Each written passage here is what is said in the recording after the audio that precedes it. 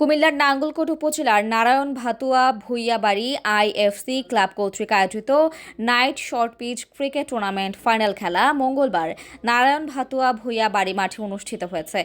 চট্টগ্রাম বন্দর প্রশাসনিক কর্মকর্তা মশিউর রহমান ভূঁইয়া জামালের সভাপতিত্বে প্রধান অতিথি হিসেবে বক্তব্য রাখেন রাজনীতিবিদ ও সমাজসেবক আইটপাড়া আজিজিয়া আলিম মাদ্রাসার সভাপতি অ্যাডভোকেট মাইনুদ্দিন ভূঁইয়া মহিন।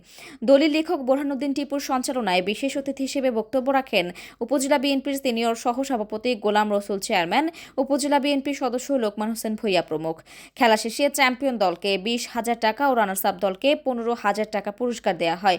প্রধান অতিথি অ্যাডভোকেট মাইনুদ্দিন ভূঁইয়া নারায়ণ ভাতুয়া ভূঁইয়া বাড়ির সকল মানুষ সমাজকে মাদকমুক্ত রাখতে এবং যুব সমাজকে অপরাধ থেকে দূরে রাখার জন্য খেলাধুলায় উৎসাহিত করেন, যার অংশ হিসেবে রাত্রিকালীন ক্রিকেট টুর্নামেন্ট খেলার আয়োজন করা হয়।